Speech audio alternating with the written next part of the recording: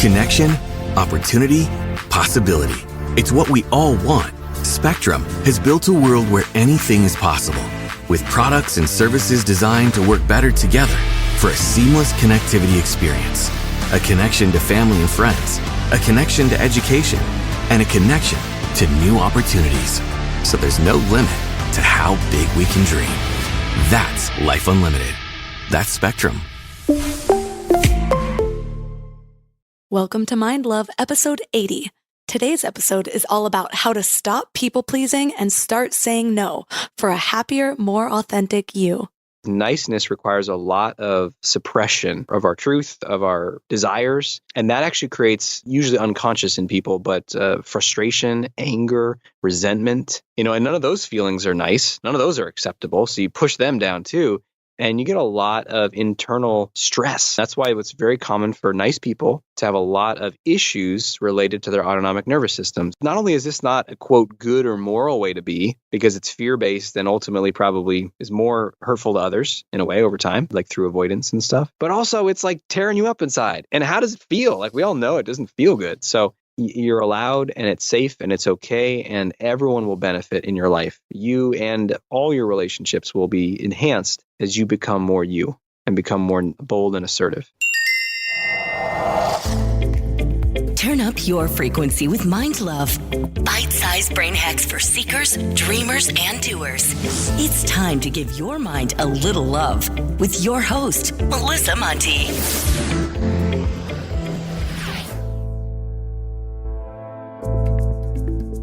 Have you tapped the subscribe button yet? More subscribers means even better guests and even more value.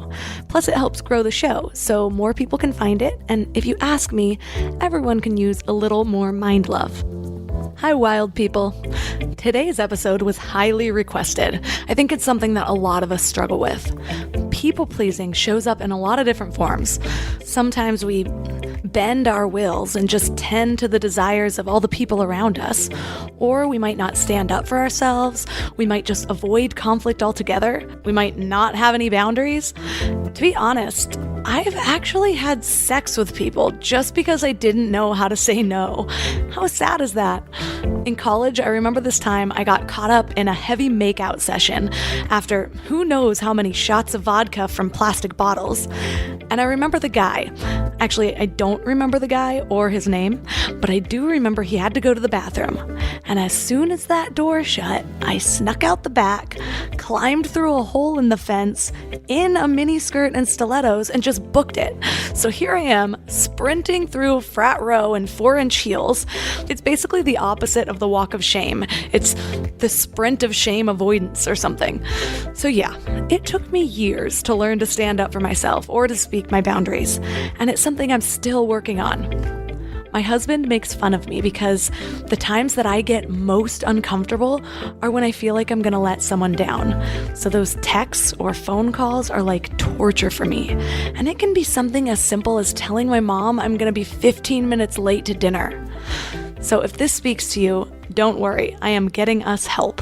By the end of this, I want you to be able to easily say no when you want and need to, confidently just ask for what you want.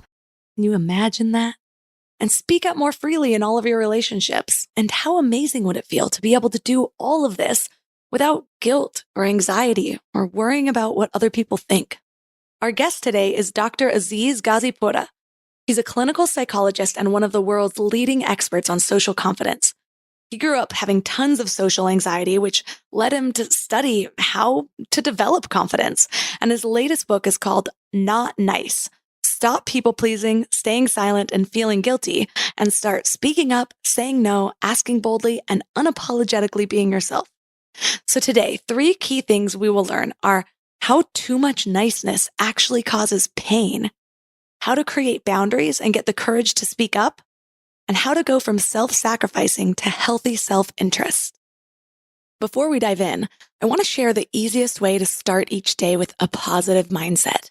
Thousands of other wild women are loving my daily morning Mind Love emails. They're short daily reminders of your own beauty, magic, and power that are the perfect addition to your morning routine. Just visit mindlove.com and sign up right there on the homepage. You'll get some amazing free gifts when you do. First, you'll get a really cool free booklet of Powerless, based on proven principles from the most successful people to automate your best self. Plus, you'll get a free guided affirmation meditation. It's set to a magical binaural frequency known as the miracle tone, which is known to make you a magnet for love, health, and abundance. The layered affirmations perfectly tune your frequency for personal transformation. Go to mindlove.com to sign up. Or if you're out and about, just text the word morning to 33777. That's morning to 33777. Now let's welcome Dr. Aziz Ghazipura to the show. Thank you for having me. So to start out, where did your interest in social confidence come from? How far back do you want to go? The reason that I am so interested in confidence and helping people be more boldly themselves, more expressive, more liberated, as you might imagine, comes from wanting that myself. And so for a good chunk of my life, that was not available. I had a lot of social anxiety, difficulty talking to others, doing even something like this, like an interview, whether video or audio or something, would have been completely out of the question. And so I was just avoiding many things in life. In a way, it felt like life was passing me by. And then I reached a breaking point where I looked at what is this going to lead to in 10 years, 20 years, the rest of my life. And from that moment, made a decision. And in that moment, I decided I was going to do whatever it takes to figure this out. Now, I didn't say that in my head, literally, but that was the energy of it. And then from that moment, I started looking for solutions and discovered something that was so profound that it became the core of what I teach now, which is that we can learn confidence. And anyone can learn confidence. And it's not something we're born with, it's a skill. And so is being less nice and more assertive. So is being able to talk to someone, give a presentation, whatever it might be. So hence the obsession began, what was that, maybe 16, 17 years ago now, and has not stopped since. So if we're not born with this skill of confidence, why do you think some children end up with it and others have such a difficult time? Yeah, that is a great question, because we humans, we love simple, right? We want to know, okay, what is it? Is it their genes, as if that's simple in any way, or the environment? It was a bad dad, right? A bad mom. Who can we blame? And it's really much more complex than that. Is it nature or nurture? It's everything, right? So some kids might be born with more what's called behavioral inhibition, where they're a little more shy. They're a little more hesitant. Maybe they're a little more sensitive in their nervous system. And so they react to sounds or people's energies. And you have that. The kid might be a little more shy, a little more averse to risk socially. Then also, though, one thing that does seem to influence it is how much emotional maturity is in the household that we grow up in. And emotional maturity might be described as the parents being able to navigate the world of emotion. That means they can talk about emotions. They can deal with emotions. They can identify emotions in their kids and themselves and express them and talk about it and reflect them. And so the child starts to learn, oh, I'm feeling sad. I'm feeling angry. These are normal things. I can feel these feelings. And that might sound very simple in this little interview that we're doing, but I mean, it's rare to find households, especially maybe now there's more of it, but 20 years ago, 30 years ago, 50 years ago, where people were emotionally mature. And there's a lot of don't feel, just do, stop whining, stop feeling, get over your fear, don't be annoying, don't be aggressive, and just get in line. And as a result, whatever our natural tendencies might be in our personality, they get really turned up. And that's where you get a lot more social anxiety, a lot more people pleasing. If I just stay quiet, if I just do what everyone else wants, then I'll be okay. Then people will like me. I love what you said about wanting this simple answer to everything, because I feel that way. I mean, I'm always looking for the why behind things, but the more I try to drill it down to some simple answer, the more complicated I feel, which makes me feel like even more of an outlier. Okay, there's nothing that explains me. And I'm wondering how many other people end up feeling that way too, because nobody feels like they fit right into a box. Yeah, I love that. And, even just on a literal physical level, that's what the whole pursuit of what's the smallest compound we can find, right? It's oh, it's the cell. Oh, let's drill in further. What is it? Oh, it's atoms. Aha, we know the atom is the smallest thing. And then, no, it's a proton, which means the smallest unit that can exist. And then they're like, no, wait, it's a cloud. No, wait, it's like waves. No, it's nothing, right? And so it seems that way when we drill into ourselves or this human experience, that there's nothing to grasp onto. And that might feel frustrating or scary to a part of us, but that's actually the most beautiful thing of all, because it means that we're so much more like air or water, and therefore that much more fluid. And so anything that we want to change, we can. It's interesting how this concept of either social anxiety or being too nice can have so many different forms. So there's some people that may have a hard time going into a group setting at all. They might dislike parties. I was a party girl for as long as I could remember. I loved being social. I was such an extrovert for a long period of time. But the amount that I really wanted to fit in deeply, while at the same time doing everything I could to stand out, it really didn't make that much sense. There was a lot of dissonance in my actions. So what are the different forms that people have when it comes to people pleasing?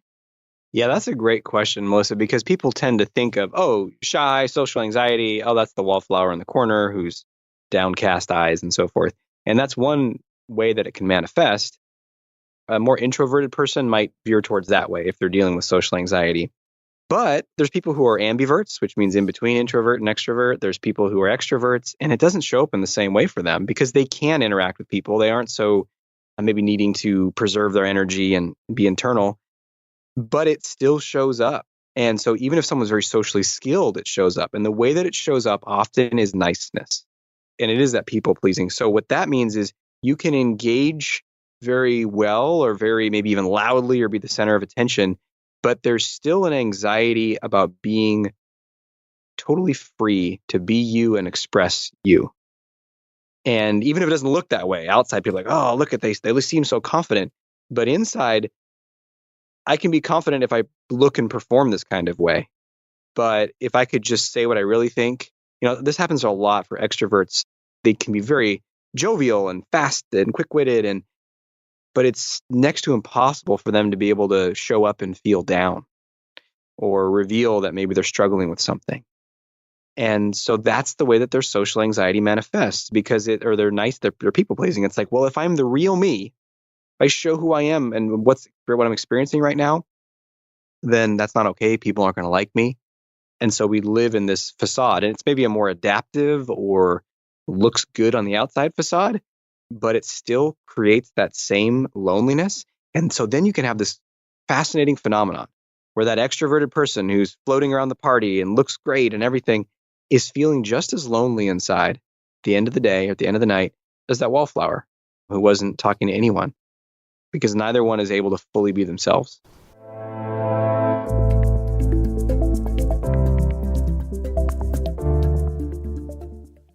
Before we go deep today, I want to give you a little gift, and I want to give it to you every single day.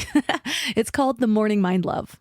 I know how life can be. You're all fired up after an inspiring episode, and then a new day or a new challenge comes at you, and it's just hard to keep up that energy. Well, the Morning Mind Love is kind of like an oracle from your higher self to help you start each day with a positive focus. Plus, when you sign up, you get 2 free gifts, a 30-minute binaural meditation and 30 days of journaling prompts to help you remember who you truly are. And it's all completely free. So join over 9,000 people and go to mindlove.com to sign up, or text the word morning to 33777. You know what I love about the start of a new year? It's kind of like opening a fresh notebook.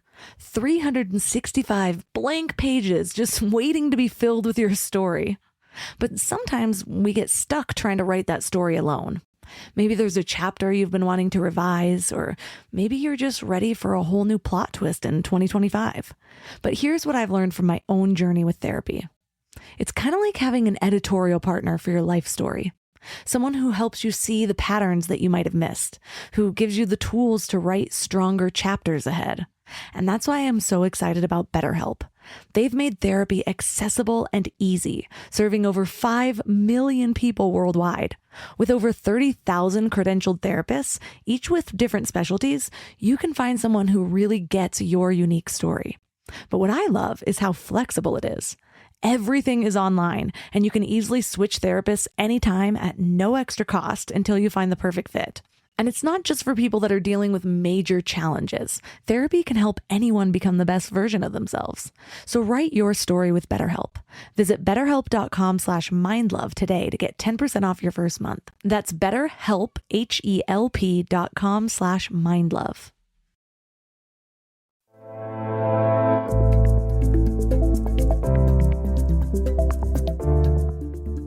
As I get older, the more I realize how much of my personality has that introvert. So now I realize I am an ambivert, where I used to just think I was this extroverted person all the time. And the way my social anxiety would show up is I would be freely myself, and people would wonder where I got the boldness to say certain things and do certain things. But when I would be by myself, if there was any backlash for me being uniquely me, I would sit and mill that over in my brain over and over again, or immediately have regrets or wonder if I said something wrong. And when I was really thinking back to maybe why this could be, I thought about the fact that my mom, when we would leave a family party, it was always the drive home, where she would have a conversation with me where she thought she was being very polite about it. Instead of calling me out in front of the family for saying something rude, she would have the conversation with me on the drive home. But then I think that's where it stemmed from, of just developing like, okay, well, now the party's over. What did I do wrong? Is that how something like this could manifest? Absolutely. Now, would she be doing that? You would hear her, she would talk about her own debriefing and sort of self-evaluation, or she would like break it down with you and say, all right, honey, maybe you should have been more like this, and probably shouldn't have said that. It was with me. And so, like I said, I loved the shock factor. I would say really inappropriate things. I still do, if you know me well. But my mom was much more introverted and much more conservative about the things that she said. Yeah. And so she would try to like teach me to be a real live human that goes out in public on the drive home. And she would say it in a friendly way usually, or I don't know, sometimes I'd be in trouble, but I don't know. I think that's where it stems from, where it's the drive home for me that I'm always having this feeling. Absolutely. I mean, these patterns, they can be that simple in their transmission, and it could happen, especially if it's repeated. But even if it's once, if it's intense enough for us to remember it, we can lock it in and then just repeat that pattern. And any pattern like that we do that doesn't serve us, but we keep doing it, usually what it means is there's an emotional charge to it where that got lodged in it. And it's like this, it keeps firing off, like we're trying to clear it, we're trying to heal from it, but it just keeps firing again and again and again. And the message there is, you got to be this, don't be that way, be this other way. If you're the first way, that's not good. The fear that your mom had and maybe sort of subtly infused into you is, you got to be this other way or bad things are going to happen. Some way, shape, or form. People aren't going to like you, you're going to lose opportunities, be something. And really what's happening there is that's her own fear, and probably based upon her own life and experience. But something that's interesting is being a parent, someone who struggled with a lot of social anxiety myself, and then now teaches and helps people be free of this for my mission in the world. And then I'm raising kids and be like, okay, let's experiment. How do we do this here without creating a bunch of shame and passing on social anxiety? And I found one metaphor that I like is raising kids. How wide of a field? Imagine you have this wild horse and you need to have some fence around the area that they can run in. But how big can you make that space as a parent? Because there's little moments where they do things and you're like, ugh, you contract inside and you're like, no, you should be more like me, or, oh, that's a social norm, or, ugh. But how much can you stretch and expand and kind of relax and let them be as wide and as big and as experimental as they can, with some safety perimeter there. And I think the more we can do that as parents, the less we sort of pass on that fear and shame. Right. It really does change the way you interact with people when you realize that all these expectations that you have on yourself is really just a filter or the lens that you're looking at the world through based on your past experiences. I had an episode with a woman named Teal Swan back in episode 48, and she is kind of amazing.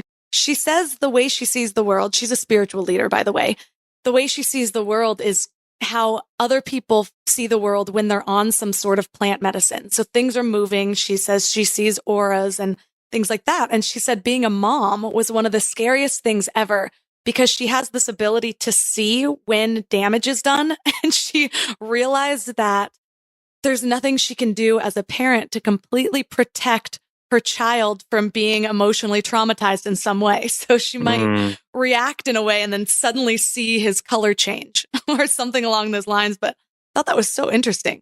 Yeah, absolutely. And that's where there's no total simplicity or clarity in life, really. There's no perfection either.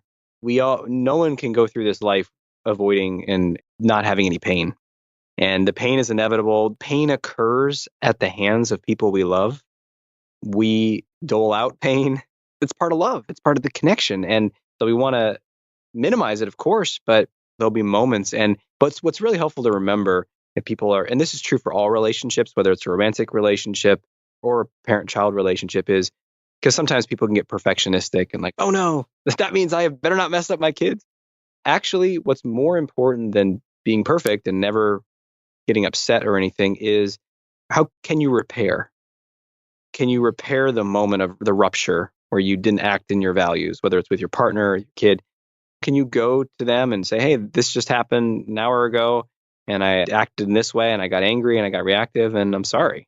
I didn't want to handle it that way. You want to have a do-over. This is something we do in our family all the time with our little kids. We have a 3 and a 5-year-old. It's like, hey, I didn't like the way that I did that. This is what was happening for me. Would you like to have a do-over? And you can just see they brighten up and then they're laughing, and just that repair and that ability to comment on what happened helps them resolve it. And it doesn't get stuck in that same way than if they had no one to talk to about and the parent's like, that didn't happen. Well, I did that because you deserved it, and then it's stuck in them. So there is hope, even if we're not perfect. Right? It's kind of the difference between what's more important to teach your child, how to avoid pain or how to develop resilience. And my husband and I kind of do the do-over thing as well. But it comes from the fact that we realize that we're all human and a lot of our reactions aren't going to be the ones that we would want on our highlight reel. So when we have an emotional reaction, which is what a lot of our reactions are, they're not logical. They're not thought out. They're in the moment and they are emotional.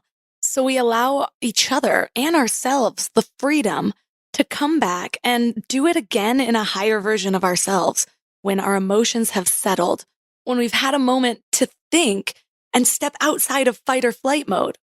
But I think being able to do this is not only important for relationships, but it's important to give yourself that freedom too. Because if you're always judging yourself or other people by their lowest points, then you're kind of holding them there in a way, or you're holding yourself there in a way. And then it just perpetuates the cycle of being so afraid to make mistakes that you don't ever get to the point of authenticity. Absolutely. And that's where a concept that I like to teach is called OMOS, which stands for on my own side. And it's a way of thinking about being self-compassionate and really loving ourselves no matter what, especially when we fall short or react emotionally or fail. And a phrase that I like to think of around this is instant forgiveness. And so often there's a certain amount of time we have to grind away on ourselves and judge ourselves and hold it against ourselves or someone else. And then after the punishment has been doled out, we can forgive ourselves. And actually, you get to decide that. And you can have a policy of like, hey, when I act out of line or something, like how quickly can I forgive myself and make a game of it? And, the goal being instant, where it's like, yeah, I did that. Okay. And then now I can reapproach that person and do it within 5 minutes instead of 5 hours or 5 days later. Right. And I think the common denominator here is freedom of expression and allowing that in yourself and in other people, and realizing that most of the time, the thing that we're worried about or the reaction that we're worried about isn't even going to happen. It's this thing that lives in the future that's never going to come to fruition because we're just cycling it around in our heads, creating and magnifying a fear that doesn't even have to be there. And this realization, I think, is one of the biggest freedoms that we can give ourselves. I mean, most of this is just social conditioning. But I think as we evolve as a species, the more we're starting to realize about our own psychology, about what really creates happiness. One of the biggest shifts I see happening is really understanding that the more we allow ourselves this, the more value we're going to be able to create, because we'll be willing to shine our unique light or give that value that only we can give. But then this brings me to the point of, why is it a problem to be too nice? And how do we know if we're doing it? Yeah, that's a great question. And I think the challenge is the language, because we think of nice and we think it's a good thing. And we associate it often to being kind, being generous, being loving, being tolerant, all these things. And I make a distinction in my book called Not Nice, because there's actually a quality when most of the time when people are talking about niceness, they're talking about some form of caretaking others or being polite. Those aren't bad things, but they're done at the expense of the truth or of authenticity. So it's like, oh, did you like that conversation with that person? Oh, no, it was awful. But I told them it was great and I'd see them again. Well, why did you say that? Well, I wanted to be nice. I didn't want to be mean. And so all of a sudden now we have this thing that's like the opposite of nice is mean. The opposite of nice is to be a jerk. And we set up this kind of false dichotomy where actually, in most cases, niceness is a fear-based pattern where we do not want to make waves. We don't want to cause upset in other people. And really what we don't want is our own emotional discomfort of any sort of friction or tension. We want everything to be super smooth. And then we say the opposite is to say something really harsh. But actually, the opposite of nice is to be authentic, is to be truthful. And this doesn't mean like brutal truth where you're saying things that don't need to be said. Like, I don't enjoy talking to you. You are a boring conversationalist. Like you don't have to say that. But how about you interrupt that conversation and you change the direction of it? You don't just smile and nod and keep building up internal frustration and resentment. How about if you're really not enjoying the conversation, you say, listen, thank you for sharing this with me. And I'm going to go. There's a friend over here that I wanted to catch up with before she leaves. And so I'll see you later. And that might sound very basic to some people, but to someone who's been overly nice for a long time, they'd be like, ooh, that's so offensive. That's so rude. I couldn't do that. And so that's where you know you're being too nice, is when you cannot be you cannot be authentic because of fear of how other people will react. I can relate to that so much. My niceness comes in conflict avoidance. And it's interesting that it comes from this need to be nice or to avoid disappointing people, because sometimes it will play out in a way where I just avoid texting back, which is so much more annoying and rude than if I just wrote the thing that I was afraid to say. Yeah. Yeah, that's where we really see. I'm so glad you mentioned that, because we say it's about being nice, which means polite and kind or something. But really, it's about, I don't want to feel the discomfort of the conflict and of the friction. And really what's underneath that is I'm scared. I'm scared of conflict because on some level, I think conflict is going to mean overwhelming emotions that I can't deal with. It's going to mean pain and irreparable damage to the relationship or to my future. And these vague, shadowy fears of conflict is bad and dangerous.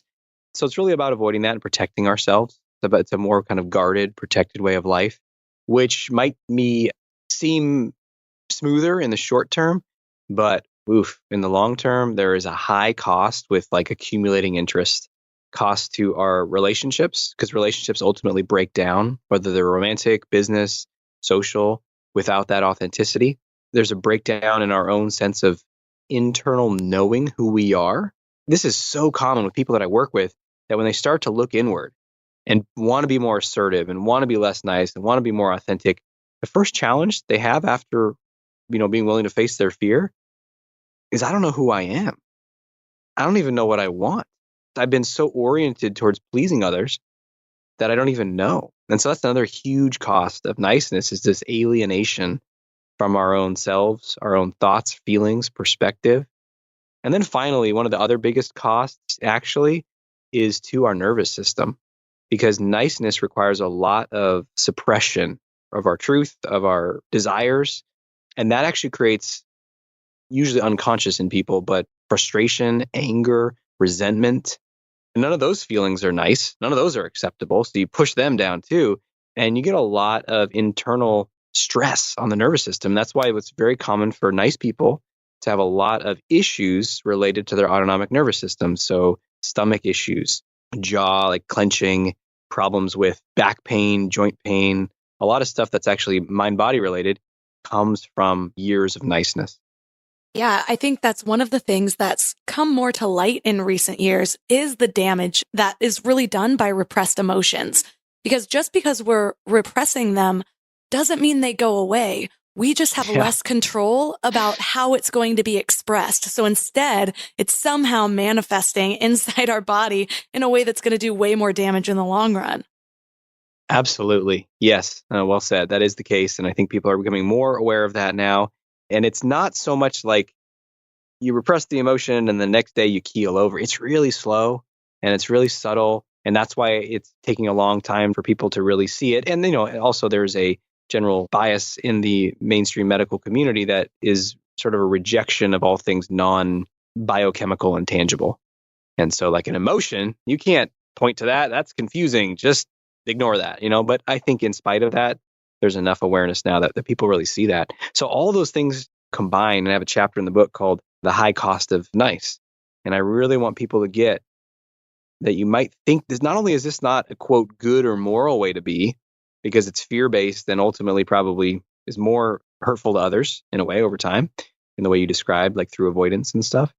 But also it's like tearing you up inside. And how does it feel? Like we all know it doesn't feel good. So I really want to build the case to break that social conditioning, that nice training from childhood, and say, no, actually, you're allowed and it's safe and it's okay and everyone will benefit in your life. You and all your relationships will be enhanced as you become more you and become more bold and assertive. Right. I drill in on this podcast all the time, just the importance of being authentic, but it's so much harder than we think because we're always told to be your authentic self. But I think so much of this journey of life is self-discovery and figuring out who that is. So to be told in your early 20s to just, be your authentic self. I had no idea who that was. I'm just starting to figure that out. But you will never get the breadcrumbs that will lead you there if you're always trying to people please, as you said. And even at the very basic level where, yes, these repressed emotions might take a while to really manifest into health issues, but how many times have I sat there and been afraid to send the text message that I feel is going to let somebody down? And so not only are they getting more irritated on the other end, but I am over here just only thinking about that. It is painful, Yeah. Even if it's not these horrible consequences in health and stuff, just on a day-to-day level, it absorbs our focus and our life energy in things that don't serve us. Like they're not our purpose. They're not meaningful. They're not deeply significant. We just get hung up in these little loops and we can burn a lot of energy and time. And that energy could be used towards anything, loving people more, creating something of value, the work you put into this podcast, like all these things can get freed up when we don't waste our energy in that way.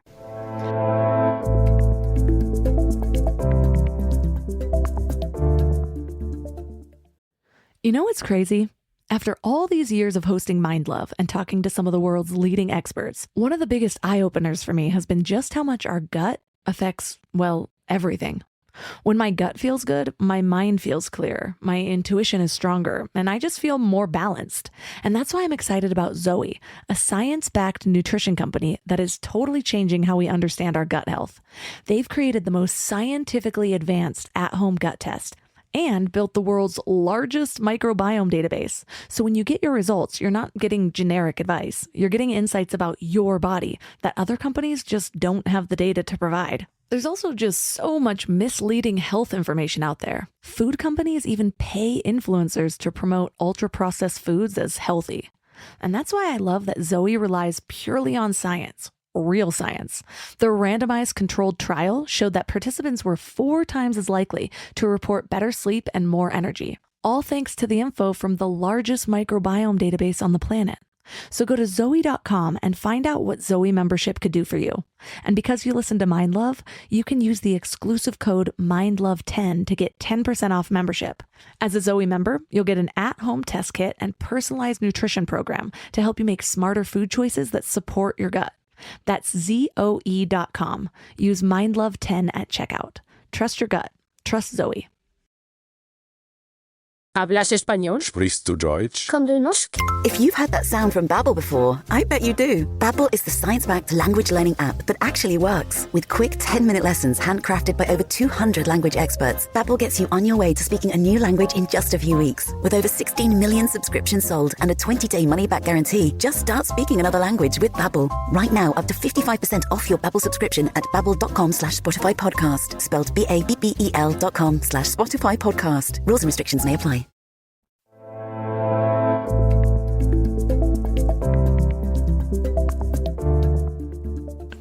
The more restraints you put on yourself on how you think is appropriate to act and be and express, naturally, you're going to have more restraints on other people and judgments for when they step out of whatever norm you think you're creating.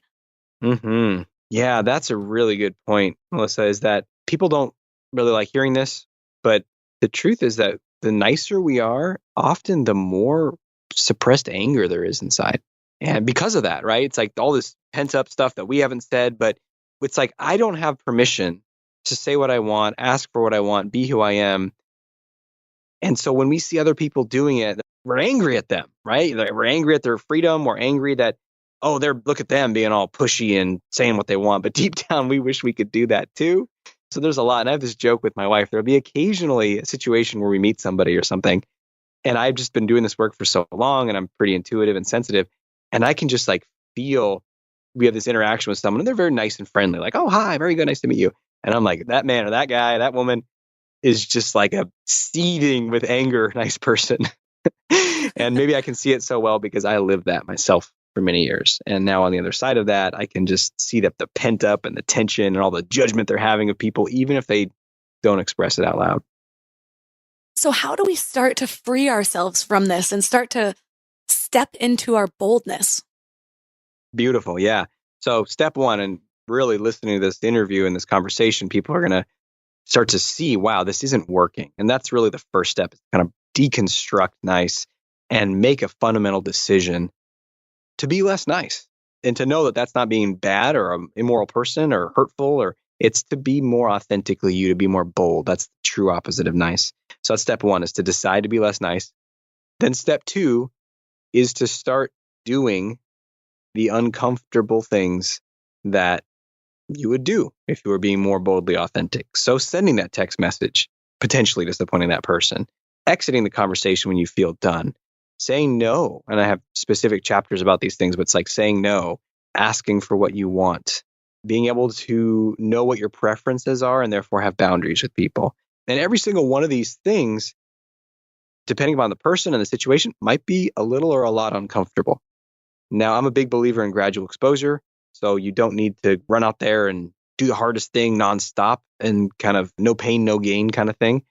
We can actually be much more gentle with it and just look for little opportunities. Where can I say no in kind of a low risk situation? And then you work up the courage, the confidence, the muscle, then eventually you can say it in a higher stakes situation. So step two is to do the uncomfortable stuff day in and day out. And then step three is to work through the backlash, work through that car ride home scenario that you were describing earlier. Everyone's got their version of that. For me, it was like I would replay stuff in the shower the next morning and just be like, oh God, that was so terrible. So whatever it is, the guilt, it usually comes as guilt or fear. Oh my, what are they going to think of me? And whatever comes up, we need to learn how to navigate those waters. Because as long as we're unwilling to do that, then we will not take the authentic actions. But if you are willing to do that, then you just keep repeating that cycle again of action and then working through stuff and then action, working through stuff. And before you know it, people that I've seen that I work with have really radical transformations where they're like just fundamentally different in the way that they approach the world.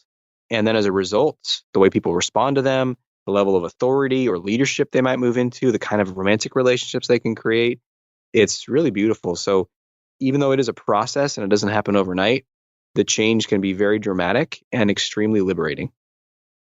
I can definitely attest to that, because one of the things that I've shared before is how the more we're trying to please other people and the more we're being this person that we're not really, we're creating this persona. And so you're going to start attracting people and situations that are perfect for this persona that's not actually you, that's not actually going to make you happy. So then you sit here and you keep trying to please everybody else. Nobody else is quite as happy because on a basic level, you can kind of sense when somebody's not being authentic, even if you don't know what it is that's quite off about it. It just doesn't seem very real. And then you're not that person either. And so there's no match for the people around you, the situations you're putting in. And so when I started to actually create my boundaries or realize what I liked and didn't like, it was a process. I had to start slow because I didn't have this list down of the things I liked and didn't like. So I was like going out into the world and taking note afterwards and doing a little bit of reflecting and thinking, okay, maybe I don't like big group settings. Maybe I would rather go to a tiny wine bar than go to this party over here, thinking of 20s examples because that's when this was going on. But it was a little push, a little pull, and testing the waters in a lot of situations. And that's the only way, really. If we've been disconnected from ourselves and we need to know who we are, that's not just like a light bulb decision. It's a process. And so we really learn who we are. And for a lot of people, they might never have learned because from the age of 3 or younger, the parent was saying, don't be this way, be that way. And so they were that way to get love or respect or peace with a family member or parents. And then they're that way in school. And then they're that way, oh, this is how I got to be to date. And we do that for 20 years, 30 years. Sometimes I'll work with clients in their 50s or 60s or 70s. But it doesn't matter though. Whenever we discover it, we can start to go through that process you're describing. And it's actually a very beautiful thing to really learn, well, who am I really? Not this idea that I'm supposed to be this way or that. And it's an ongoing process. And it's actually a very fun and interesting process if you're just on your own side the whole time. And you just let go of all your preconceived notions of how you're supposed to be and who you're supposed to be.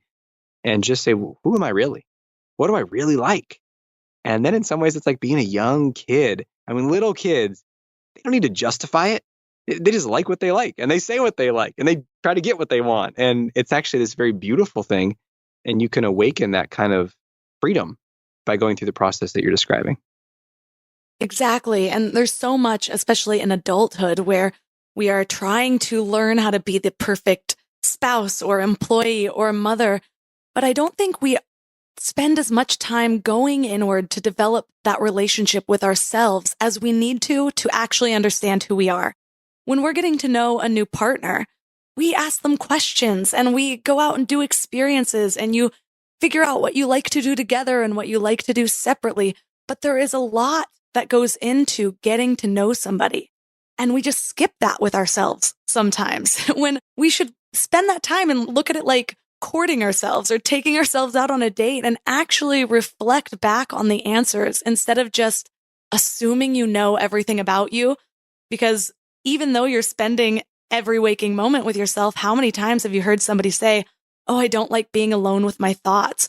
Or how many times do we scroll through other people's lives instead of creating our own? Yeah, I know. And that really is.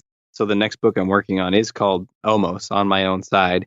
And it's really about how to end that self-criticism and that disconnection and really love who we are. And a big part of that isn't just not calling ourselves names or judging ourselves.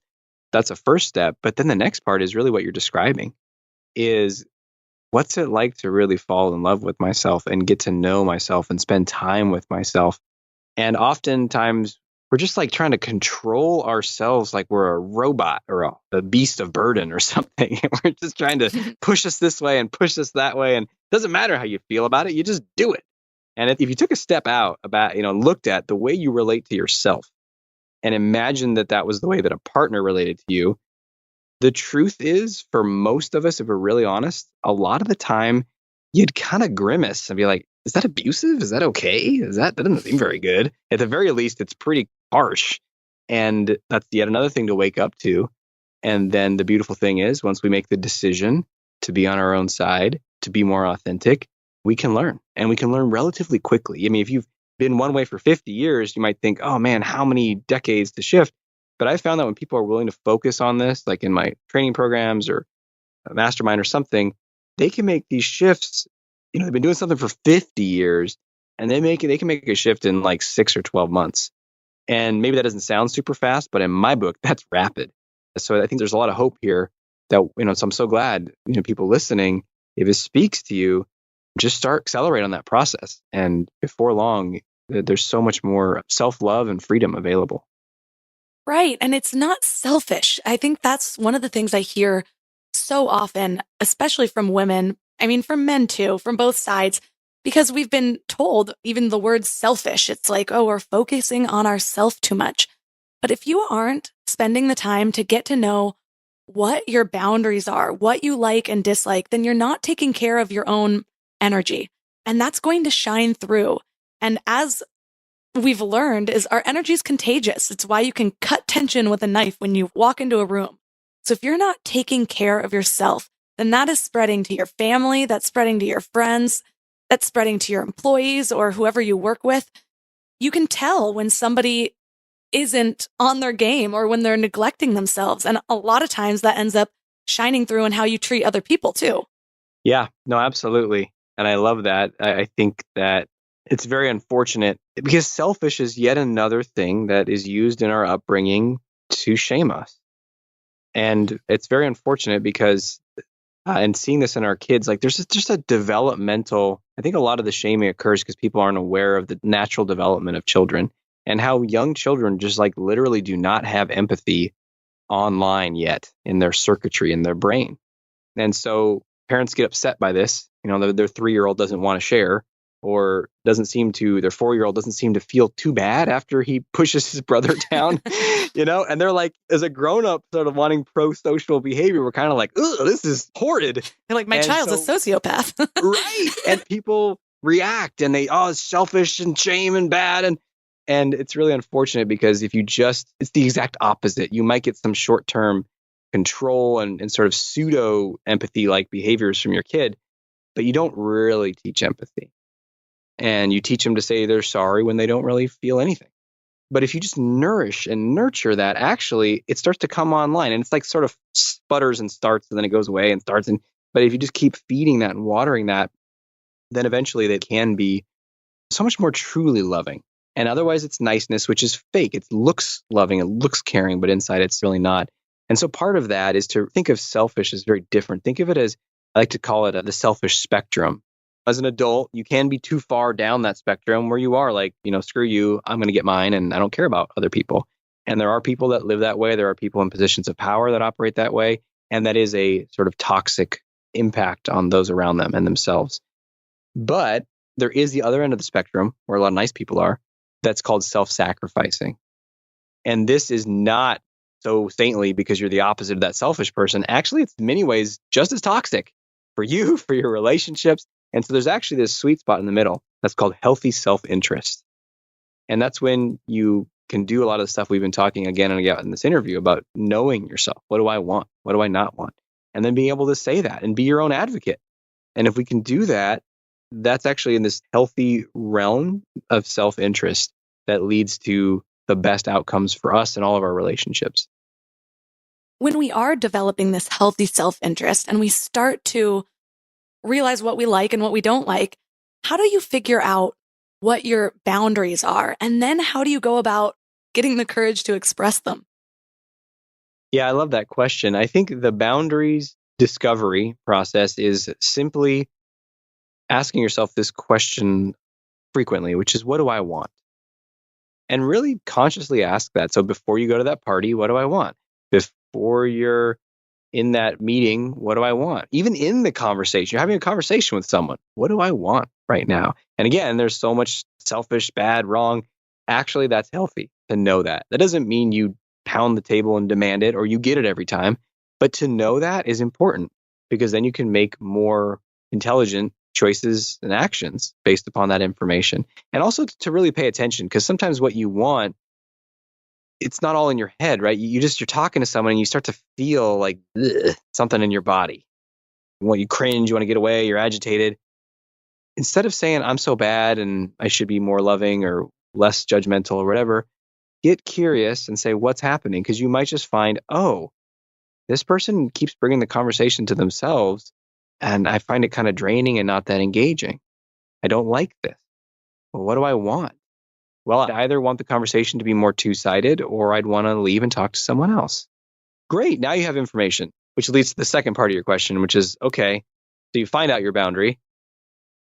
How do you have the courage to do it? And I think it comes back to this fundamental decision of the way that I've been doing things, the nice person way, is not working anymore. And we have to have this fundamental decision that step one, I'm going to be less nice. I'm going to be more authentic. Step two, I'm going to do the uncomfortable stuff. Step three, I'm going to work through the backlash and the discomfort. Because if we haven't made those decisions and we're kind of not that committed and we're sort of dabbling, then we'll just cling to it. And that's okay too. Sometimes we need to go on another round of the merry-go-round, as I like to call it.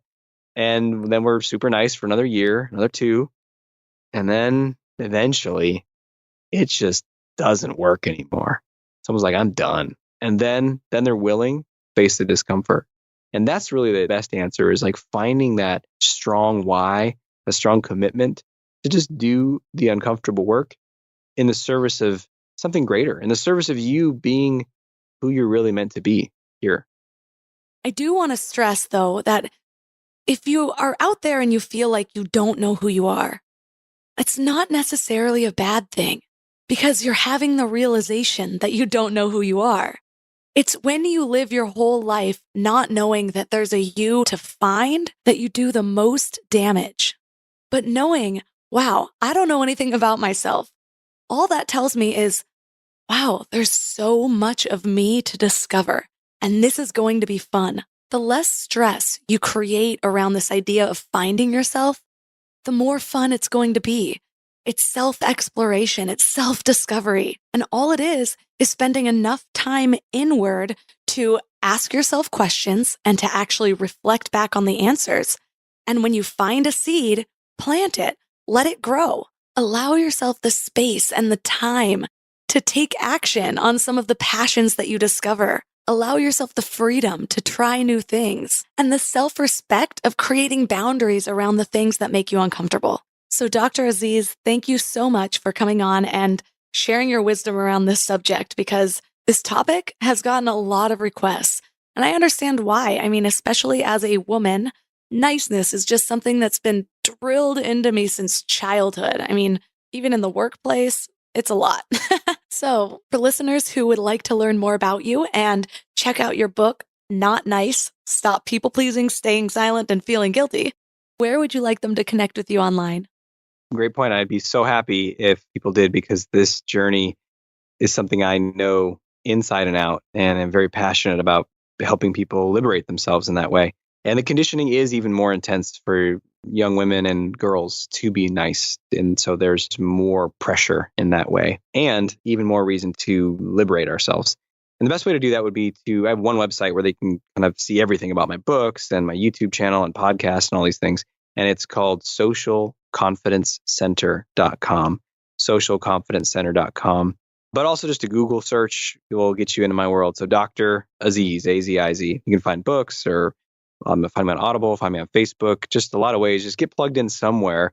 And I'm a big believer in this. Like, this is my mission as well as my vocation. So I don't even know, there's hundreds of hours of content out there at this point teaching this stuff. So get started for free. Go to my YouTube channel, just do something, and then you'll get a taste. And all of a sudden, like, the walls will start to kind of shake a little bit. You're like, wait a minute, this cage that I'm in is not so real. It's just of my own making. And that's the moment that I live for, is when people realize that, start to step out of the cage, and then their whole life is different a year later. So I look forward to hearing about people's breakthroughs and journeys on that path. Okay, guys, your challenge for today is to find 3 areas of your life that you have been giving in to something that you don't want. Where can you learn to say no? This is a first step in understanding what your own boundaries are. It's that self-discovery that we talked about. I've been thinking about this a lot lately, and I realized that after I got married was when I really started to understand a lot of what I liked and didn't like. And I couldn't figure out why at first. And then I started to realize that it's because I had a sounding board. Instead of things just living in my head and floating off into the abyss and never coming out into the real world, never being grounded in reality, I wasn't able to take note of patterns. And when I had this person there where, after any event, after any interaction, I was suddenly having a conversation immediately about my feelings, I was able to see it in a new light. So if you don't have that person, journaling can do the same thing. Or even just a moment with yourself, a meditation, where you take deliberate and intentional note of how you feel, what made you feel that way, what your ideal scenario is, and start to notice the patterns in yourself. All of the links, including Dr. Aziz's website and book, will be at mindlove.com/080. Also, as a reminder, our sponsors make this show possible, so if any of them pique your interest, please use the code. You get a little discount or bonus, and you help support the show. Other ways that you can support is through sharing. Take a screenshot, share it on social, tag Mind Love Podcast, or just send it directly to a friend, coworker, family member who you think would love the content. And don't forget, we also launched the Mind Love shop at shop.mindlove.com, so go get your Wild Woman mugs. I love you all, and thanks for giving your mind a little love today, and I'll see you next week. Thanks for tuning into Your Higher Frequency with Mind Love. Head to mindlove.com for a free gift to keep your vibes up until next week.